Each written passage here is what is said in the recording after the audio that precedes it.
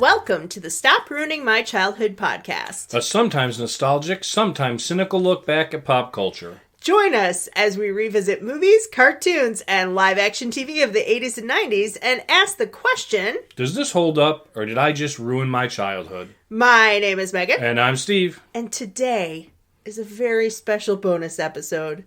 Hocus Pocus. After almost 30 years. I don't know why they didn't just wait the one more extra year. 29 years. 29 years. Hocus Pocus 2 just came out, and we had planned on doing a bonus for Hocus Pocus anyway. Yep. It's a lot of rhyming. Bonus Hocus Pocus. So we just decided to move it up to kind of coincide a little bit better with the release of the sequel. So we're only going to really cover the original. Right, yeah. We're just going to talk about the original. If you want to know about the sequel, you have to watch it. Yeah, we might make some mention of it, but we're not going to, do a full review. No. Because we don't want to do spoilers, except for things that are 29 years old. Also, we only do things in the 80s and 90s, and that is of 2022. That's true. That's a good point, Steve. Yeah. Thanks for pointing that out and reminding me. Sometimes you need to be educated. Anyway, you can find that on DisneyPlus. And before we get into Hocus Pocus, we have a very special Halloween snack. Our non-sponsored snack segment. And today's non-sponsored snack segment is highlighting candy corn. I love candy corn. Candy corn is excellent. Candy corn is a controversial snack. I don't know about that. I feel like people either love candy corn or they hate it. I feel like people either love candy corn or they're psychopaths. Why don't you have some and I'll tell people about a little bit of the history. Okay. The history of candy corn is fascinating to me. Nom, nom, nom, nom. So I wanted you to know I was having it. Your num-num noises? Yeah. We have an autumnal mix of regular chocolate and... Dog scratch. Of regular chocolate and pumpkins. Yeah, not pumpkin flavored, I don't believe. No. Just pumpkin shaped. Yeah, just pumpkin shaped. That's kind of how these started. So in the 1800s, they had this recipe that was like a marshmallow. And they started putting it, because a lot of the country was agrarian at the time still, a lot of farmers. Yep. They were in the shape of things that would be like farming. Right. Pumpkins, chickens, I'm guessing, other things like that. Yeah. And the little corn shape, the little triangle, didn't really come in until a little bit later. They were kind of... from what I can understand, these are things that maybe people made at home, possibly. The way people would make marshmallows before marshmallows were, commercially sold. Mm-hmm. And then the first commercial maker was George Reniger at the Wonderly Candy Company in Philadelphia. And they were the first people to sell it commercially in the late 1800s. And they were called Lil Nibbles. Lil Nibbles. Yeah. And then the Golitz Candy Company... in 1898, also started selling these, and they eventually that company changed its name to Jelly Belly. Okay. So they called it Chicken Feed, and it was not just sold during this Halloween season, but it was only sold March through November because it was a real pain in the butt to make. Okay. It took a long time. So December through February, no, they March. just took off? Yeah. Or they prepared probably batches of it and then just sold it March through November. So it's a type of mellow cream, and it's basically like corn syrup, sugar. But they were calling them buttercream candies. And the FDA was like, you have to change your name. There's no butter in this. Stop calling it buttercream. Mm. But the idea was that it was buttery when you bite it. And they would make it in these huge kettles. And they'd make this marshmallow kind of fondant slurry. And then they'd have runners and stringers who were workers who would walk forward and backward, pouring it into the cornstarch molds. So it's kind of a similar process today where they have these long things of cornstarch. Mm-hmm. The machine dips down into it and presses a triangular, or in this case, a pumpkin shape, right? Whatever the shape is. Yep. Presses it into it, and then it goes through the various colors. And now, as you just had a chocolate one, right? Yeah. So now also some flavoring too. So the original just have vanilla. Okay. And Brock's is the biggest maker of them, and that's who we have right now. Yeah. My favorite, they have some we couldn't find it, but my favorite are caramel apple. Oh, okay. Oh man, it's so good. It's a little bit of like green apple flavoring, a little bit of caramel flavoring on the bottom. The vanilla is sometimes a little much for me, but my mom used to have this hollow ceramic pumpkin with a top on it, and she would always fill it with candy corn, but sometimes, if we were lucky, there'd be candy corn in there. Nice. So now whenever we're home, if she has it out just for a fall decoration, we always check. Mm-hmm. She doesn't do it anymore usually, but once in a while, it's like magic. Like, you look out. So the last time I was home for Thanksgiving, and my brother pulled the lid off, and he goes, and my dad goes, I told you so! Apparently it had been a debate. Do we fill it with candy corn or not? I feel like my grandmother used to put it out too. My grandmother has a candy dish that she puts different candies in depending. Yeah, it's kind of an old-fashioned... Candy corn usually was in the fall at some point. You should have candy corn out. And I would eat it. I like candy corn, so... Yeah, it's got that... It does have kind of a creamier center, and then once it dries, they put a confectioner's glaze over the top. Yeah. There's sugar on top of sugar on top of sugar. Well, it gives it that, so it doesn't really... It's not a melt-in-your-hand kind of candy. Right. It's got kind of a glaze that's hardened on the outside, which is nice. I don't know... Now, this is the thing. The originals, the little triangle things, the candy they call candy corn, they don't really look like corn.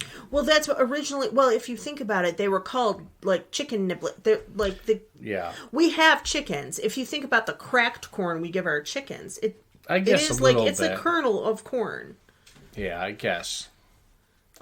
Kernel of corns are not really triangles, though. They're like little rhombuses. Or like little trapezoids. Well, that's harder to stamp into the... Well, I want accuracy in my candy corn. If you're going to call it corn, make it look like corn. I like the candy pumpkins are my favorite. I don't know why. Okay. There's just something about them. So I just tried all three of these. The original candy corn, the chocolate candy corn, and the pumpkin. Mm-hmm. I will rate them now. Okay. Within the candy corn family. All right. Original candy corn, number 1. Okay. It's the best. Second, pumpkin, which tastes pretty much like original candy corn, but it's shaped like a pumpkin. And then third, chocolate candy corn. The chocolate candy corn was okay. It has just like an end of chocolate, but the chocolate in it tastes like fake chocolate. Oh, it tastes yeah. almost Tootsie Roll-ish. Yeah. And chocolatey. And that's okay, but it's not like... So it's kind of fake. Yeah, we have some Tootsie Rolls, and I've been hesitant to do them because I don't like that fake chocolate. I mean, I don't dislike Tootsie Rolls. It's just, again, if it's not the best out of the three. So, rating the whole mix, or do you just want to rate... No, we're just rating original candy corn. Rating the original candy corn just on its own, the pure, original, beautiful candy corn. Yes. 1 out of 5 for the snack, 1 out of 10 for the movie today. And we're going to go with broomsticks, because it's Halloween and it's witches and all that. Okay. So, out of broomsticks. Yeah! What are you going to give it? 4 broomsticks. Okay. It's pretty good. I like candy corns. They're not like my all-time top favorite, but they're good. So I'm going to give them a solid 4 broomsticks. Awesome. Steve, can you give a brief summary for people who have never seen Hocus Pocus before, or who haven't seen it in 29 years? I don't know how you escaped it, but give us an overview. Sure. Hocus Pocus is a kids Halloween movie about 3 witches who are sisters who get hung back in the Salem witch trials, and then they have a curse, and so they come back to life in modern day, which is 1993. When it came out, and they're trying to capture children to suck their life essence out to use in a potion to make them forever young. That's a good... And so we have 3 modern kids who are trying to stop them. And basically it's the whole Halloween night of adventures trying to run from the witches and stop the witches, until, of course, it's a happy ending, and they do stop the witches, and the witches don't complete their potion before sunrise, and so they like poof away into nothingness. Yeah, that's a good overview. We have Max, who's like 16 about. Yep. His sister Danny, who's supposed to be about 8. And Allison, Max's love interest. And who's like 16 as well. Yeah, she's also, thankfully, yes. She's 16 as well. So, yeah. There are a lot of things out there about the history of this. And especially because on DisneyPlus, if you go into the extras... if you're watching it there and not like say an old VHS, they have like a Scares and Frights edition or something like that. It's called something like that, where they give like pop-up information about background about everything. It's like pop-up video. Yeah, it's kind of like pop-up video for a movie, so it's nice instead of like director commentary. So let's talk first, though, about the Salem witch trials. What do you think caused the Salem witch trials? Witches. In 1692 in puritanical Massachusetts, there was a series of arrests and prosecutions of eventually 200 people attempting to determine whether or not witchcraft was occurring. And 19 people ended up being hung, 5 additional were imprisoned, and then 1 man was hung to death as well. So, there's different reasoning for it. There's this kind of like a moral panic, right? Right. And some suspected that there were socioeconomic reasons. So a lot of people prosecuted, there were like fights over land or like ostracized like elderly single women, right? Right. Other people say that it might have just been boredom that led to this mass hysteria, that there were these girls who were called the afflicted, and they were having symptoms.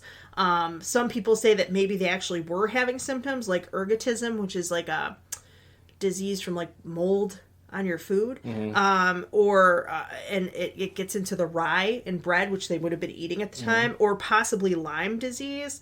But Betty Paris, followed by Abigail Williams, Ann Putnam Jr., Mary Walcott, Mercy Lewis, and several more later. But they had like fits, and they were contorting in pain and having fevers and things like that. I think you also have, you have, like you said, mass hysteria, you have groupthink, but you also have, there was a number of things going wrong in Salem. Salem was not a thriving town, and so you had some deaths, some disease, probably harvest, crop issues, and of course people want to blame anything besides just stuff went wrong. Right? And you have a puritanical culture there, who basically decided ahead of time it's witches, it's evil that's making this happen, and so then they went looking for it, right? When you decide ahead of time what you're going to find, then of course you're going to find it, right? Yeah. And that gives into the modern use of witch hunt,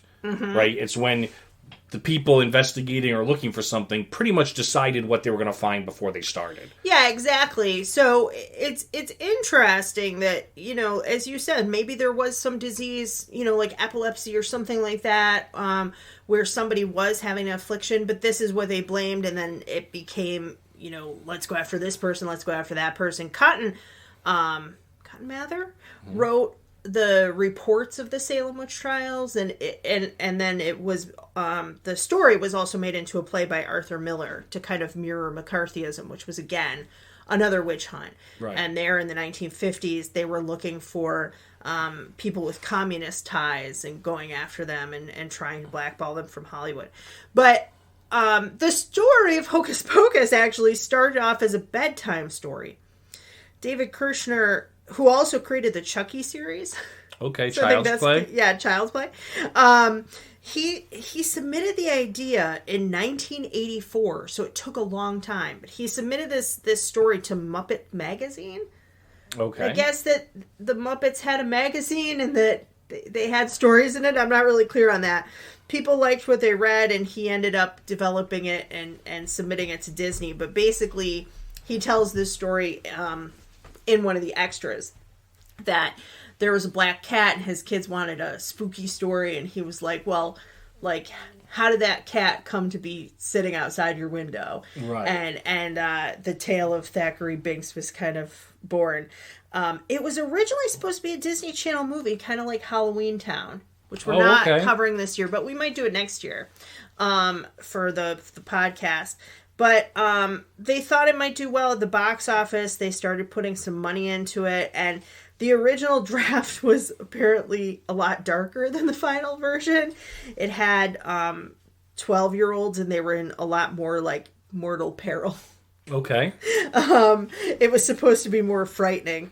But it kind of got watered down, and then they made it into a feature film, but they didn't release it at Halloween time because of some of the competition and whatever. So, we'll talk about reception later, but I think that did affect the reception of it quite a bit. Okay. It's a Halloween movie that is like, I forget when they put it out. Like July. Yeah. It's crazy to me.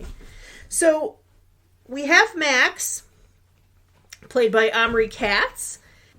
Omri Katz is in this show that I was obsessed with, and that's called Erie, Indiana. Mm-hmm. I think it only had one season. I think it had two, but it also had a movie that came later. What? I didn't even know about the movie. This when he was in Hocus Pocus right now, it was kind of in the middle of the Erie, Indiana run. Yeah. And then the movie was in like 97 or 98. Yeah, and then he retired from acting. He just was like, acting's not for me, I don't like this. This is what's interesting to me about this, is everyone remembers Hocus Pocus for the witches, right? I mean, you have Bette Midler, you have Sarah Jessica Parker, and Kathleen and Jimmy, right? And so, who are big names. But the kids, I mean, you have Omri Katz, who was kind of in Erie, Indiana, and that was most of what he's known for. Yeah. But Vanessa Shaw and Thora Birch, who were the other two girls, each ended up being in over 40 movies. Yeah, they're pretty big names. I mean, they become rather large name actors. And listen, this could have been even more memorable because the original choice for Max was Leonardo DiCaprio. Oh, nice. And he said, quote, "They offered me more money for this role than I'd ever seen in my life." They really wanted him, and they went after him hard. And apparently he got the script for What's Eating Gilbert Grape, hadn't even auditioned for it yet, and turned down this role because he thought he could get the role in What's Eating Gilbert Grape. Which and then he did. Yeah. Yeah, and he was amazing in that. But yeah. Probably a better acting choice for him. The other thing Elmer Katz was in was Dallas. So I think it's interesting. Yep. Thora Birch plays his sister, and she was 11, but she's playing 8 because she's a little bit smaller. Right. She was later in Ghost World, American Beauty. Those are some things people might know her from. And then Vanessa Shaw has done a number of things. 3:10 to Yuma, Eyes Wide Shut, that kind of thing. We also have Sean Murray, played the human version of Binks. So Thackeray Binks. Zachary Binks. I can never tell if it's Thackeray. It's Zachary. We'll see. I don't know. I'll look it up later. So you might know him from NCIS. He's been in that for I don't know how many years NCIS. Really? Been on 29 years almost now NCIS. Okay. I guess it is Thackeray. I thought it was Zachary. No, it's that they kept saying. Because it's supposed to be more old fashioned. Yeah. And Jason Marsden voices the character. They both the human form and the feline form. Okay. They overdubbed Sean Murray because they thought he sounded too contemporary. Oh, and they wanted it to sound... Yeah, that makes sense. Yeah, they wanted it more realistic. Then we have our 3 witches. Sarah Jessica Parker, who had not yet done Sex in the City. She's 28 here, but she already had kind of a movie career going. Kathy Najimy, who had already done Sister Act. Mm-hmm. And Bette Midler, who was already known as the Divine Miss M. And I don't feel like I need to say anything about her career because she's been a singer-actress for many, many years. But what I also found interesting, now I did not find this in my regular research. I found it by watching the Spooktacular version. Okay. This was the first movie that Disney did using computer animation or computer CGI. Doing CGI for an actual character. Okay. So they had done CGI in the past, but not for a character. And they have this behind the scenes thing from 93 where they're talking about how they CGI'd the head of the cat to move its mouth and eyes better to be more realistic. And they're like, someday we might have CGI with whole characters. Wait till you buy Marvel. Yeah, exactly. Or Avatar. So, because before this, they probably would have done like Sabrina the Teenage Witch, the TV show, where they had like a puppet that played the cat. Yeah, I was gonna say it would have been like a Muppet or puppet kind of thing. I think Sabrina the Teenage Witch came out maybe maybe around this time, because I remember it, I think, ending in 96, 97. But yeah, they had that horrible puppet. Each of the three women who were the witches decided to work on choreography for their broom flying a little bit of a different way. Okay.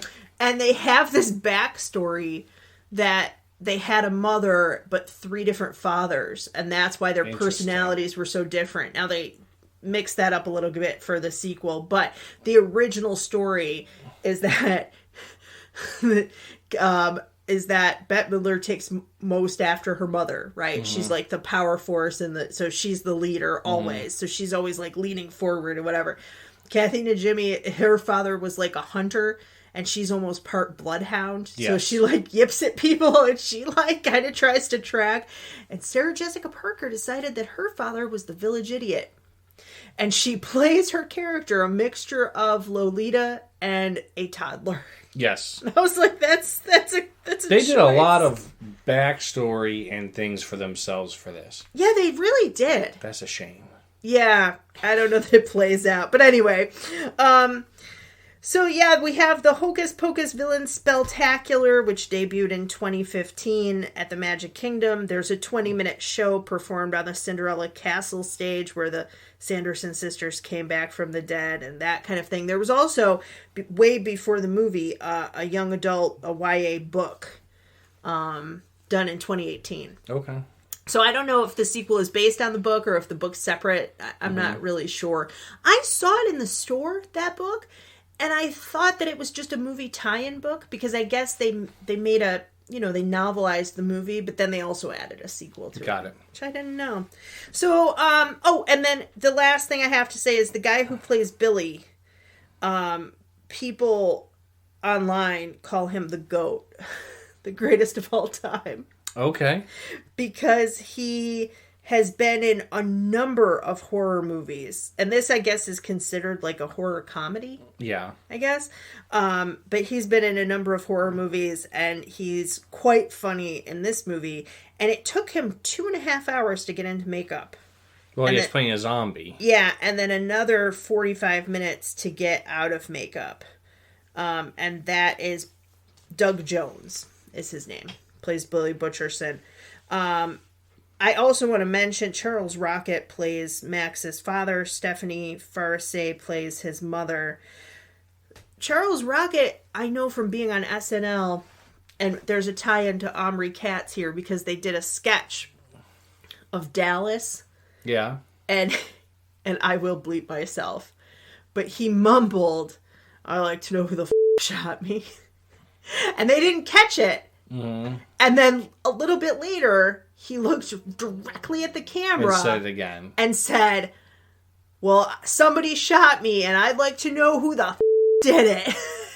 and you can't say the F word twice on Saturday Night Live and keep your job. Yeah. So he lost his job. I feel like he did cameos, or he was kind of a bit player in a number of sitcom type stuff.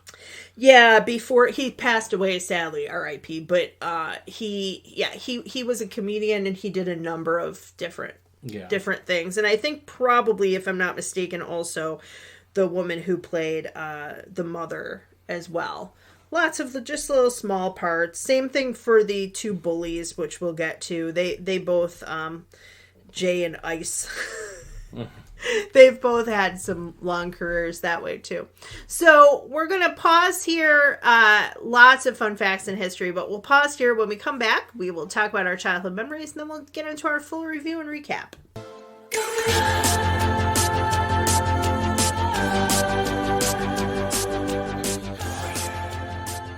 All right, so Steve, this came out in 1993. What happened to Welcome Back? Oh, welcome back. My name's Megan. Hey there, I'm Steve. This came out in 1993. It did come out in 1993, yes. I definitely did not see this in theaters in the middle of July. I didn't either. There's no way I went to see this in the theater. But I did see it every year on TV.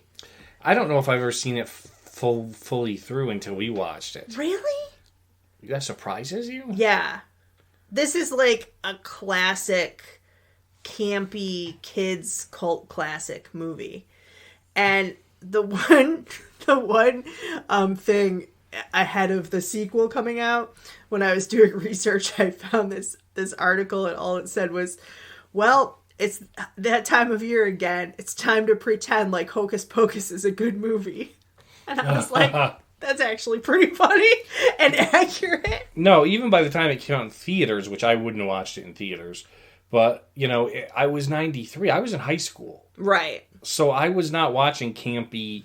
I would have been, if I'm going to watch like a Halloween movie, I'm going to watch like a horror, scary, I'm not going to watch a Disney kids Halloween movie. But you watched horror, scary movies when you were like 5 and 6, right? Yeah, so I was already on board with those. I don't think...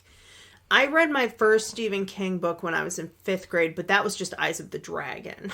Yeah, that's which not doesn't really count. One, yeah. And then I kind of graduated from there in middle school. I think I read almost everything he had written up to that point. But I have a real... I'm very sensitive. So I don't always... I watch scary movies around Halloween time, but I don't watch them after dark.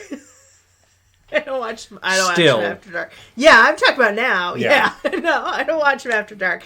So I really like funny, campy movies. And this is just one that I don't know. I just gravitated toward. And my brother would have probably been right at the right age for this, right? Because 93, he would have been, 9? 8 or 9? Probably, yeah. And I probably would have been about 12. So... we just really liked it. And I was a little old for Halloween Town, but I don't know, there's something about that movie. The first, the second, and the third, not the fourth. We don't talk about that one. Okay. They replaced the lead actress because she got a little chubby. Like, we wouldn't notice that there's a whole new Marnie. I don't like that, Steve. So I just really like, I should say too, I'm a fan of Bette Midler. I like Kathleen and Jimmy a lot. She was also in Veronica's Closet. I didn't love that show, but I liked her in the show. That makes sense. I did not, Vanessa Shaw, I fully went thinking that she was Hilary Swank for like the majority of this movie. I don't know why. I always thought that was Hilary Swank. They have a very similar jawline, I guess. With me, like I said, I was a little old for this, but also, I don't know if you picked up on this, but I'm not a huge Halloween person. Yeah. I've just never been. I dressed up and did trick-or-treating as a kid and things, but I'm not one of those people who, like, starts putting orange and black decorations up in September. Yeah. It's like, okay, it comes and goes. It's trick-or-treat night or whatever for people, but I'm just not, like, obsessed with Halloween. Like, I watch horror movies, but not because it's Halloween, I have, like, a theory about Halloween. Oh, goodness. I have a theory that kind of, like Aristotle talked about, we watch plays because we have this type of catharsis, right? We have, like, an emotional whatever. So, at Halloween, we frighten ourselves, and then we ponder death in, like, a weird way. Okay. Then, Thanksgiving comes, and we are thankful that we made it through that, and that we're not... And that we give thanks for all the blessings that we have. And then Christmas comes and we're reminded of more spiritual things and God and those kind of blessings. And it's a renewal then. Okay. And we give back to others because we've already thought about the blessings we have during Thanksgiving. And then a full renewal that finishes it the new year.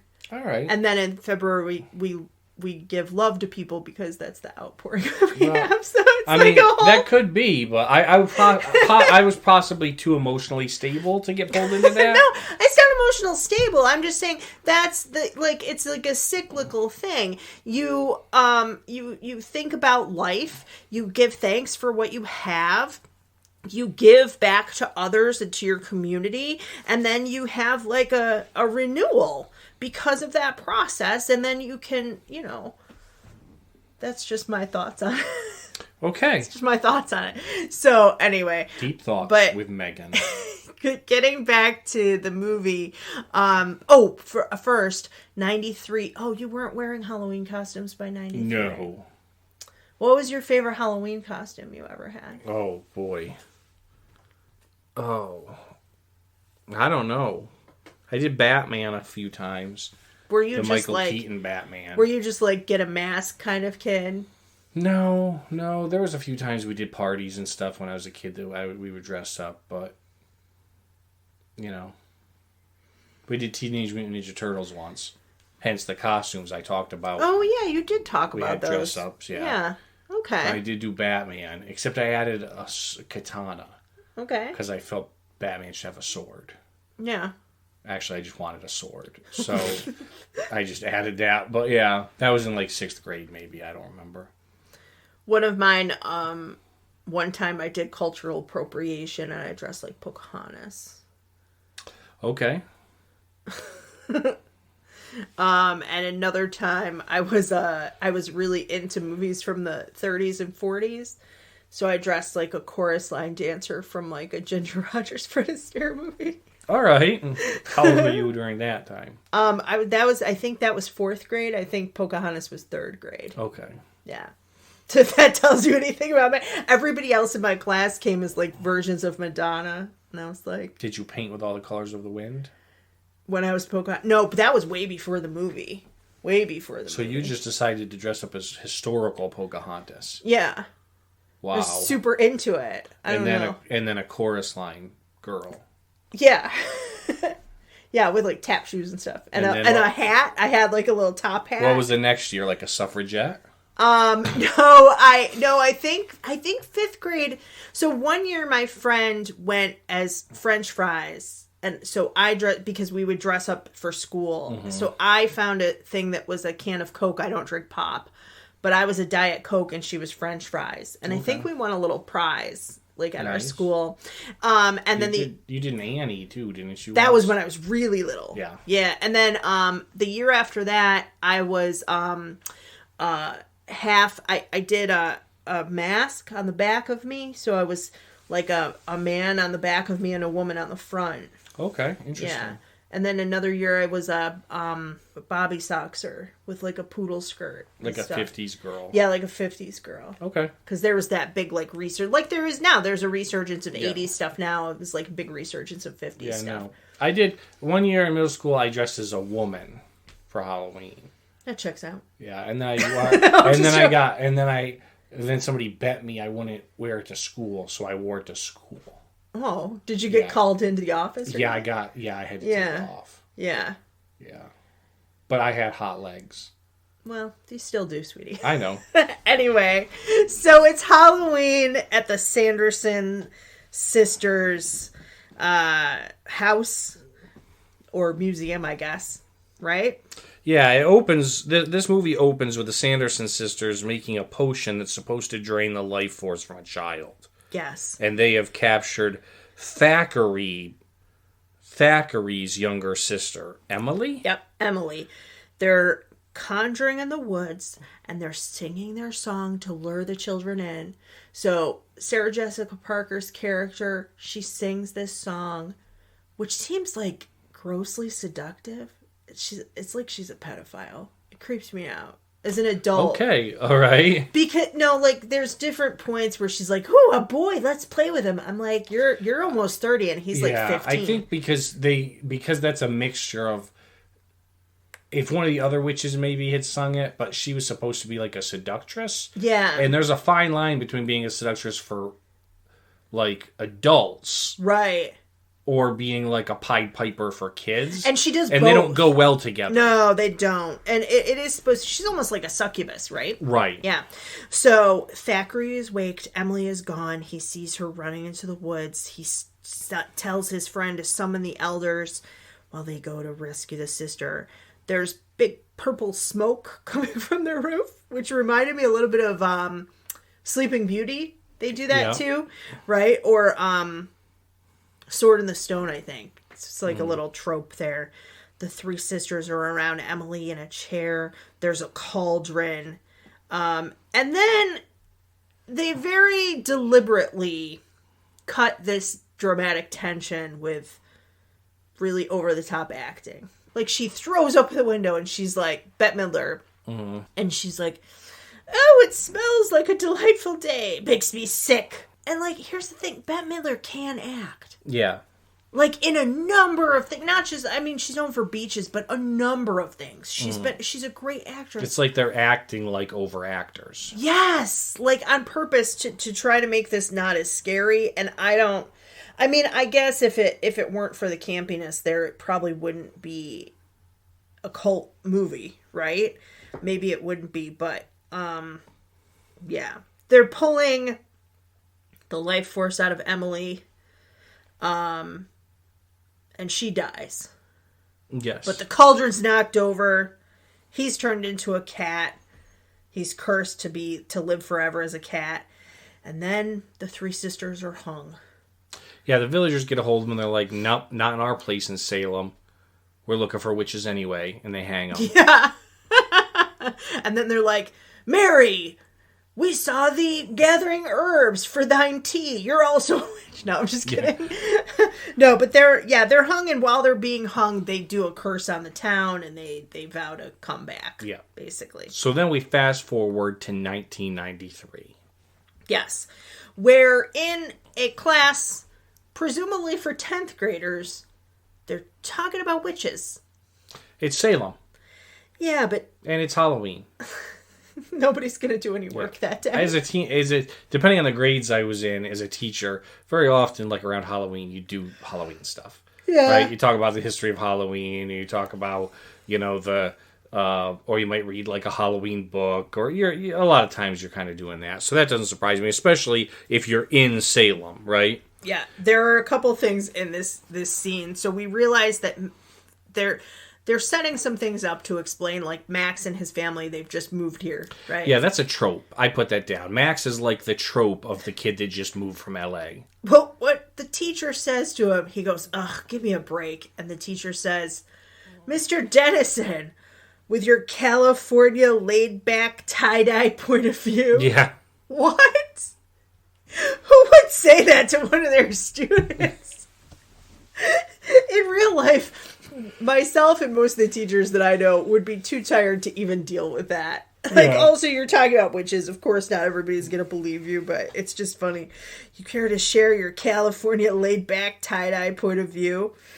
And then he says, Halloween is just a scam.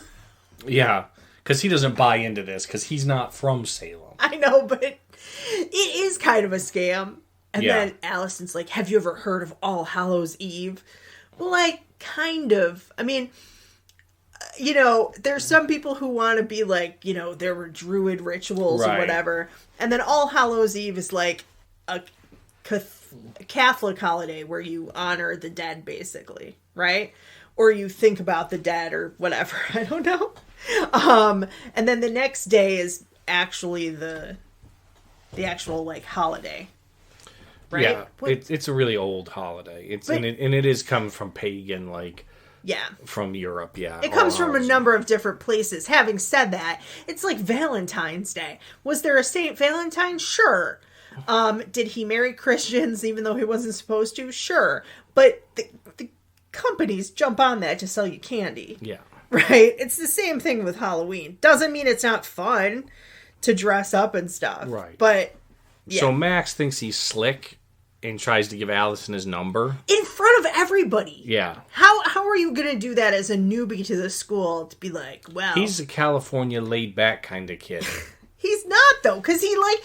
Here's what I didn't get about this, is that the rest of the depiction of Max is that he's not exactly a nerd, but he's not, like, the most... Like, he doesn't have, like, super big self-esteem. He's not, like, assertive in that way. He's a lot more like his sister is. That's a move that she might pull. But he doesn't do that kind of a move the whole rest of the movie. In fact, in the very next scene, we have him meet Jay and Ice. Yeah, Jay and Ice, the two bullies. And I wrote down the two bullies are ridiculously unimposing. Yeah, big time. But they take his shoes. Yeah. Well, there's two of them. I mean, he could have he has a bike. Yeah. Just bike the other way. They're not going to catch up to you. And I would have just confused them with like a basic addition or subtraction problem. Like they didn't seem really smart. I mean, there's two of them, but no, I think they're a lot like, was it My Little Pony where we saw the two goofball witches who were like bullying, and we haven't watched Power Rangers yet. That's true, but that does remind me of, yes, you're right. It's like the bullies in Power Rangers. So again, it's supposed to be like a threat, but like a comedic threat. You know, like something that wouldn't make children cry, I guess. Like Willy Wonka, the Chocolate Factory. So he ends up leaving. He gets away from the bullies. He goes home, and he basically, sort of another trope, is roped into taking his little sister trick-or-treating. Yeah. Because his parents are going to a Halloween party. Yeah. Danny, in comparison to Max, is not afraid of these thugs at all. No. In fact, because he takes her trick-or-treating and they run into these bullies again. Yeah. And I put, Danny, the sister, starts a bunch of crap with the bullies when she can't handle. Then expects Max to bail her out. She keeps mouthing off to the bullies, and then she's like, well, it doesn't matter, because my big brother Max is here. Which would make sense if the bullies were her age. But they're not. But they're bigger than him. They're bigger than him. And now there's like 8 or 9 of them. Yeah, so it's like she keeps running her mouth, and then she's like, Max will take you, and walks away. And I'm like, Danny. And I put underneath it, Danny's the worst. Is she worse than Janet? I don't know. I mean, she's not trying to kill a whole school bus of kids in space, but she's not caring much about her brother Max. If you haven't listened to our Magic School Bus episode, go back and listen, because Janet's the worst. Yeah, my notes, I put, why are literally no adults doing anything about the ruffians or actually out with their kids? No adults are out with these kids. I know it's 1993, but I don't think we were not allowed. Now, I think by the time I was in middle school, we were still trick-or-treating. By that point, we were allowed to go out by ourselves, just around the block. But there's no way at 8 years old and all of these kids are just running amok. By this time, you have John Walsh and missing children and stuff. Yeah. You'd think Disney would want to show parents out with the kids as a safety thing. Well, some of the parents are at Allison's house, which we get to in a minute. They do run into Allison's house. Some of the parents are at the party that Max's parents are at, just living it up. And then some are at Allison's house, which is more of like a... That's the high class. That's the high class. That's where the wealthy people. Right. Yeah, so he said before that he was a rapper, but his sister goes, for your information, he's a little leaguer, which just makes me laugh so Yeah, again, Danny, they go into Allison's house and he meets Allison again, who he's trying to, pick up. And I put down here, Danny's still the worst. She talks about Allison's yabos. Yeah, so they get in a fight, and then they're going to go trick-or-treating together. They go to the house. They're like, they'll probably make us bob for apples and drink cider. And they were like, heck yeah.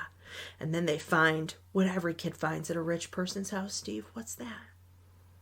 Full-size candy bars. Full-size candy bars, yeah. Full-size candy bars. Full-size candy bars. Full-size candy bars are the jackpot on Halloween. But everybody has on powdered wigs, and they're dressed like it's Washington's birthday. Yeah, they're dressed like the 1700s. Allison comes down, and then, Danny says this line, your costume's great, but I can't wear anything like that because I don't have any, what do you call them? Yabos? Max likes your yabos. Actually, He loves... What the heck, Danny? Yeah, Danny, what is up? Now, she's heard him say, oh, Allison, while he's, been dreaming about Allison, but still... You couldn't get him beat to death by the bullies, so now you're trying to get him humiliated to death in front of this girl? Horrible. So she wants to go to the Sanderson sister house. Danny doesn't want to go. He promises her, next year we can dress like Wendy and Peter Pan. That's what she makes him promise. Yeah, with the tights. With tights. And I think I turned to you and I was like... I would just say because by next year she won't want to trick-or-treat anyway. She'll probably get too old. Yeah, she won't even care. Or she'll be past it and she'll want to dress up like something else. Then we have the Book of Spells in Human Skin. We have the black flamed candle made from the fat of a hanged man. Yeah, and Max thinks he's cool and lights the candle with a lighter. Now, here's the deal. And when he does it, he says, it's just a bunch of hocus pocus. And then he lights the candle. But unfortunately for us, and what will be hit over the head with multiple times this movie, Max is a virgin. So, yeah. First of all, Max is like 15. I know that because there's a deleted scene where his dad is like, we could go soon to get your driver's permit, right? Yeah. So yeah, he's a virgin. He's 15. Yeah, he's supposed to be. Disney, what's your obsession with kids' virginity? And on the spooktacular version with the pop-ups, yeah, they have a counter because it's a thing that people make, like, why is being a virgin such a big deal? Yeah. They have a counter every time virgin is said. Why couldn't it just be like someone who's pure of heart? I don't know. They really wanted us to get into this kid's virginity. The joke is when you say, like, a virgin lights the candle, they think of, like, a young maiden all dressed in white lighting the candle on Halloween night, right? But what is annoying is even his sister at one point, he's like, what happened? And she goes, a virgin lit the candle. Why do you even know? Yeah, You're I'm like, 8. Thora Birch, you're 8 years old. You're 8. Come on. And also then the implication is that if Allison had lit the candle, it might not have worked.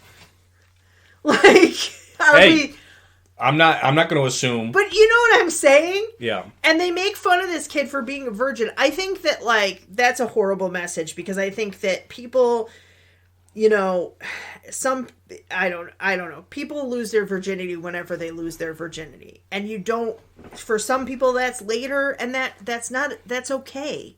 You know what I'm saying? And it gives off the impression that that's not okay. Right. That you should know your way around by 10th grade, which is ridiculous. So then Max, the Absolutely stupid ridiculous. virgin he is, lights the candle and the sisters come back. Yes.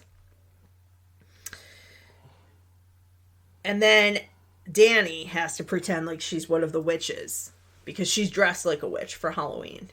Right. The sisters come back and it is pretty glorious. And at this point, there's a little overacting. There's a little hamming it up for the camera. But their costumes are really interesting. Bette Midler has these, like, teeth like a rat that she wanted because she said it was like she was eating the flesh of the kids, almost. Sarah Jessica Parker has, like, very blonde hair. And they're all in one color for each person, right? To kind of distinguish them. And Kathy DeJimmy has like a sideways mouth. Yeah, she does like a sideways. She had to switch for the other movie because apparently it was so hard to get it on the one side again. Yeah, so we have this running around what was the museum of the Sanderson Sisters, but really is their house. Right. The set decoration on this is astounding. Just, like, layers of, like, there are cobwebs, and then there are, like, potion bobs. And yeah, they make it look like a real haunted house kind really of thing. Does. Which was actually one of the original name for it, right? Yeah. Wasn't it called Halloween House or something? Yeah, Halloween originally? House. Yeah. And the guy who did the house, he talked on the extras, and he was like, I built this like a real house. He was like, you can move it onto a hill and just live in it. Yeah. Like, it's not done like a normal set.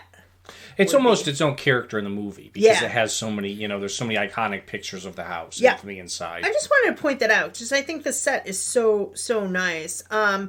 So unlike Emily, Danny fights back when they try to steal her soul. Emily just kind of sat passively in the chair. But Danny, like, kicks and spits and everything like that.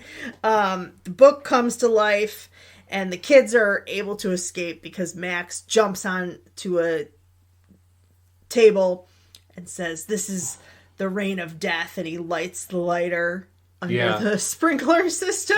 Yeah. So there's a little bit of trickery because of the modern conveniences. Yeah, they don't know why the water is spraying down on them. Yeah. So the kids are able to escape with the book. And the cat. Yeah, and they run to a graveyard because the cat directs them there. Yep, Binks says that this is holy ground. So the witches can't step on it. So they go to the graveyard, and that's where I wrote in my notes, go to graveyard and get exposition from cat. Yeah, because Binks the cat, who is Thackeray Binks, gives them an exposition, basically, of the witches and everything that's going on. But we already know. Yes. And it would have been much better if he had just said, I'll tell you all about it, and then we cut back to them later. Yeah, but instead wow, that was a good story. Yeah, instead we get this story all over again. Meanwhile, the sisters are fighting the Black River, which is actually just asphalt. Right. And then they run into, and in my notes I just put, horny bus driver. Yes. Who has one of my favorite lines in this entire movie, where he says, they're like, what is this? He's like, a bus. Where does it take us? Wherever you desire. We desire children. And he says, well, it might take about 9 months, but eventually I'll get there. So they hop on the bus with the horny bus driver, which is also an adult joke in a kid's movie, right? Yep. Then they have... They hover over the graveyard. And they bring Billy back. Yeah, Billy who was Winifred's lover, but then cheated on her with her sister. Yeah, Winifred, who's Bette Midler's, they say her lover, but he cheated on her with Sarah Jessica Parker, the sister. Yes. And so she cursed him, and he's a zombie, basically. She sewed his mouth shut. She sewed his mouth shut. Now, here's the question, because eventually we find that Billy is on the side of the kids, that he hates these witches for what they've done to him. Yes. But he follows them like he's going to attack them. And it makes no sense. There are so many plot holes in this movie.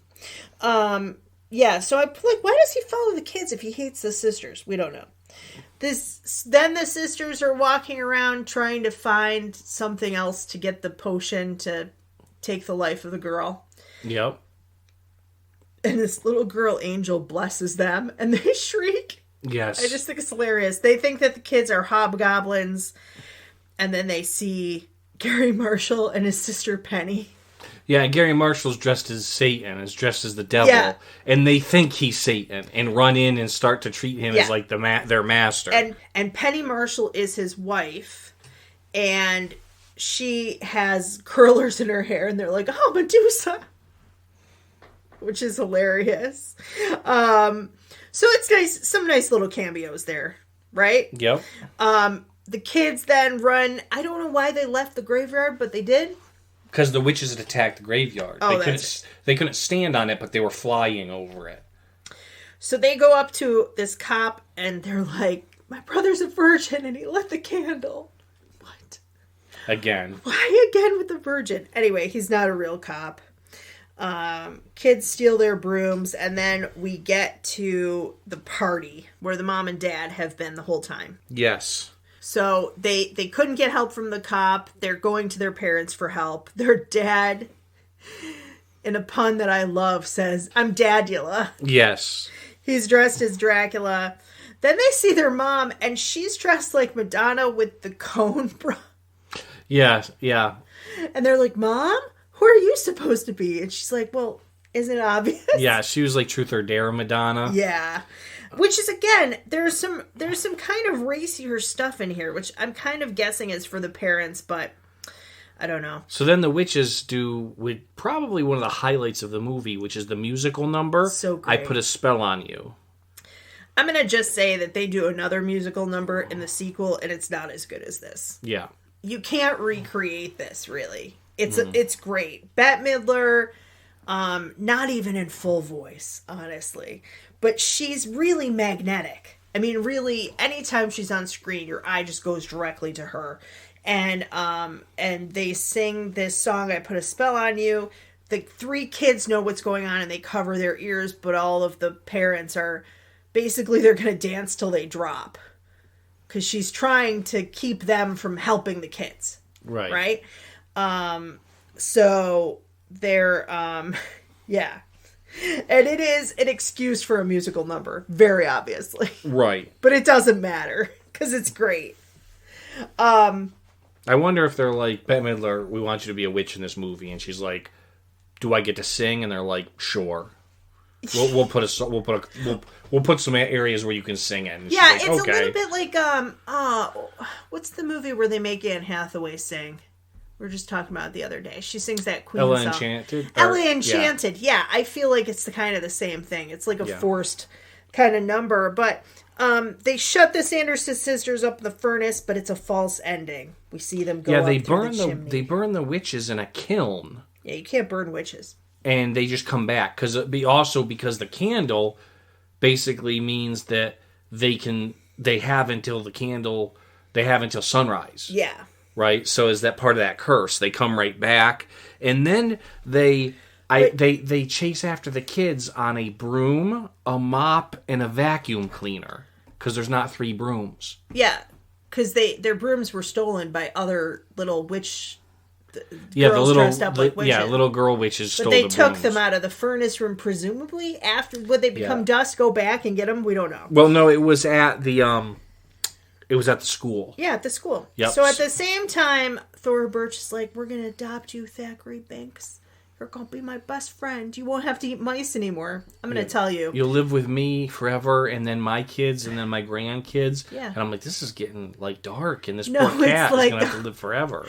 You know what reminded me of? Tuck Everlasting. Yeah. Or Peter Pan, where, in Hook, he comes back for her and her grandchildren or great-grandchildren. And while she's having this discussion with the cat, Thackeray Binks, there's this all awkward, almost kiss between Max and Allison. Yeah. It's very awkward. Which is interrupted by the witches stealing Danny. Yeah. Yeah, I put in my notes, there's a lot of canoodling going on. Yeah, Allison and Max save Danny and steal the book. By pretending that it's daylight savings time. Yes, and they use headlights. Yeah, they use car headlights to pretend it's daytime. And they steal... So then we have... And I knew this was going to be the worst for you because you hate car chases. We have a flying broom car chase to the graveyard. Yeah. It's not as bad because at least it's more interesting than just 2 cars driving around. Okay. But it's not the best part. We also have Billy. We find out why Billy hates them.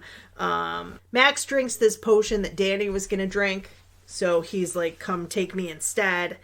And then when they do, Bette Midler touches the hallowed ground and becomes a statue. The sun comes up and they poof into dust. So they ran out the clock. Yeah, basically, the kids don't really save the day. The sunrise saves them. Because they're about to eat it. Yeah. They had a plan. They got to the graveyard with the book, poured salt around them, and then Danny, who's the worst, left the salt circle. Well, she was trying to help. She was trying to help Billy. Billy, at the end, after they poof away, Billy goes back to bed.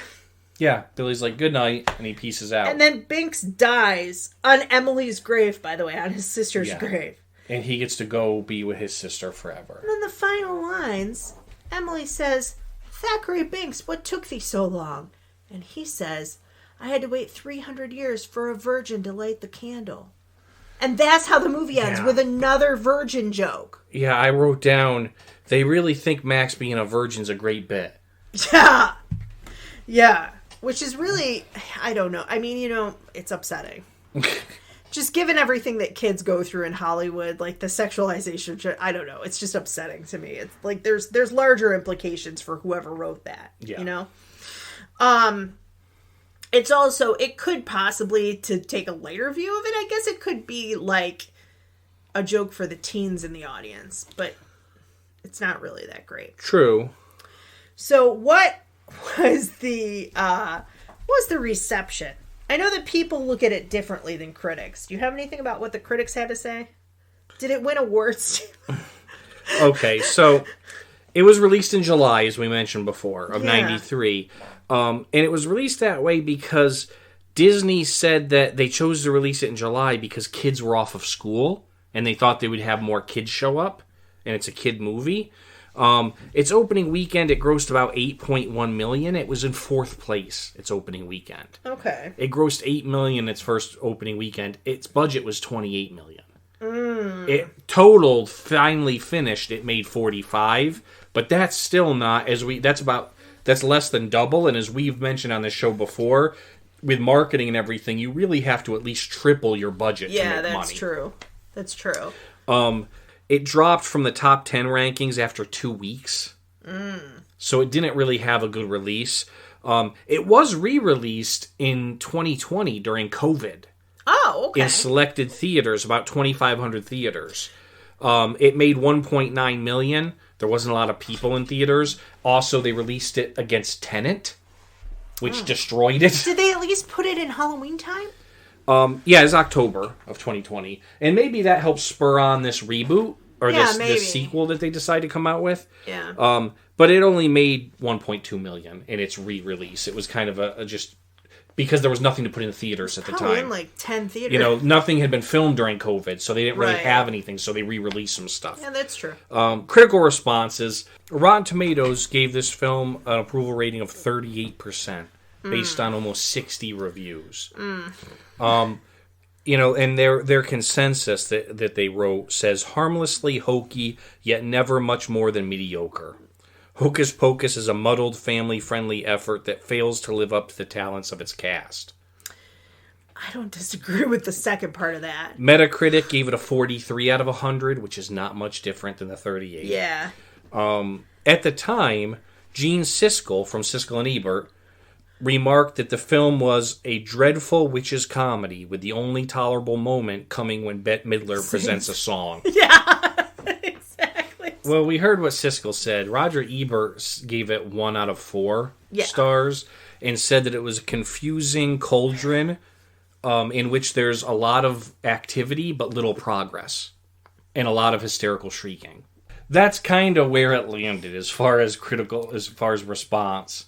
And yet, why do you think then? So, given all that, why do you think that people who are the younger part of our generation, the elder millennials, why is this such a cult classic for people in our generation? I think they just showed it a lot on Disney, and they showed it a lot on TV, and people just got used to seeing it at Halloween time. But there's a number of movies you love Halloween Town, and that's not great. But there's a number of movies that they show every year that don't necessarily...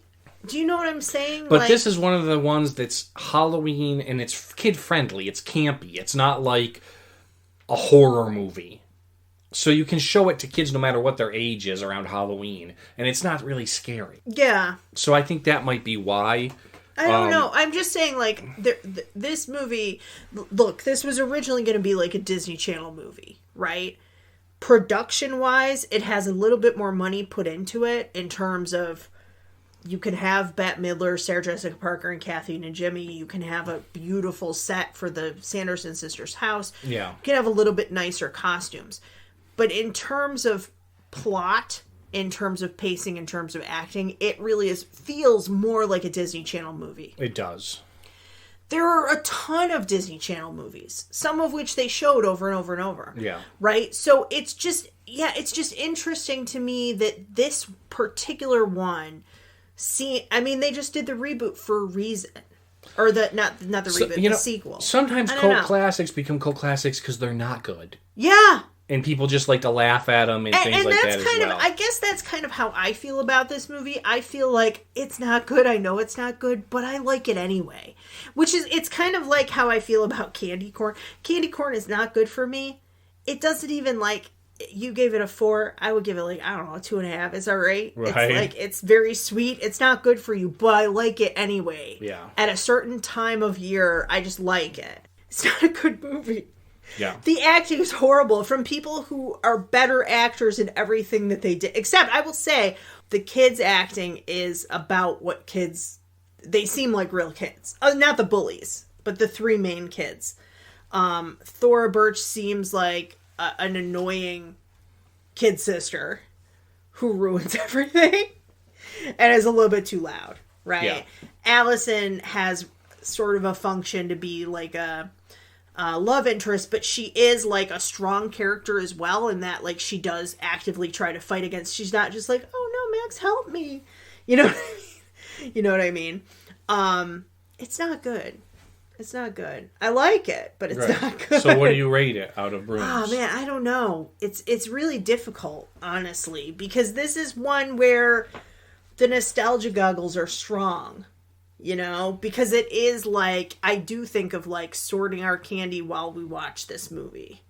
Like, that's how I think of it. Okay. Why don't you talk about it? It's your job. You got to give us a rating. I know, but I want to hear your thoughts first. All right, so we've talked about this before on the podcast. The podcast is a nostalgic, sometimes cynical look back. And I would say that this movie is one where my cynicism definitely overpowers my nostalgia. I just, it's not well done. And to be honest, I don't disagree with Siskel and Ebert in the fact that for the amount of star power in this movie, I feel like it's a real letdown writing and acting. Almost like it was, as we mentioned, because they're such good actors, it almost seems like they're trying to be bad actors. I don't know if they were trying to do that to make it campy, but it just doesn't bite with me. So I'm going to, as much as it's I'm sure loved by a lot, I could give it or leave it, or take it or leave it. And so I'm going to go with 3 broomsticks out of 10. Oh, man, that is harsh, Steve. I didn't think you'd be that low for it. Now I want to bump my rating up to. See, that's why I wanted you to go first. No, my thought before was that I'm at like a 6 or a 7. I really enjoy this movie. I'm going to say the sequel is also a mixed bag. Yeah. Honestly. And in comparison to the sequel, this is like a 10. I think I guess I'm at like a 6 or a 7. I'm kind of split. It's just good nostalgic fun. Am I going to watch it next year? Yeah, I probably will. Will I watch the sequel after it? Probably not so much. But if I were a 10-year-old, I probably would want to watch both. I'd probably think it was kind of funny, not really scary, and a way for me to participate in Halloween without being like scared and subjected to blood and gore and all that kind of thing. And because of that, in a weird way, and I think weirdly, I don't think that the sequel will hold up. I do feel like this holds up because there is something other than the virgin talk and the yabos. There is something kind of timeless about it, I guess. It's stupid. Okay. It's stupid, but yeah, I guess I'll give it. Oh, man, I hate to do this so much. Yeah, I'm at a 6. I guess my final is a 6. Okay. It's fun and I enjoy it, but it's not a great movie. Okay. So, yeah! 4.5 broomsticks out of 10. Out of 10. Oh. Hocus Pocus, 4.5 out of 10. That is not great. It's only a little bit higher than the bronze candy corn, which you gave a 4 out of 5 to. So, yeah. Candy corn did better off than Hocus Pocus this week. Oh, I know. That's saying quite a lot. Okay, so listen. This was our Halloween bonus, but coming up we have some other spooktacular wonders for you. Before we really get into our super Halloween stuff, we have The Pretender, which is our live-action TV show pick. Yep. And then we start our sequence over again. We do a cartoon and then a live action TV and then a film, and we are doing The Real Ghostbusters. Yep. Then Buffy the Vampire Slayer. And then Monster Squad. Which I don't know that I've ever seen. All right. It's a cult classic as well. Yes. And also, sneak peek, we don't normally talk about the snacks, but we were able to get our hands on a Choco Taco for The Pretender. Yeah, we were. So, before they are extinct forever, yes, wiped out by the Klondike Company. So, that's basically what's coming up. We're looking forward to some of those Halloween treats. This has been extremely fun to kind of revisit Hocus Pocus with you, Steve. I know we haven't watched it together before, I don't think. We did not, no. So, for now, I'm Megan. And I'm Steve. Have a great week, everybody.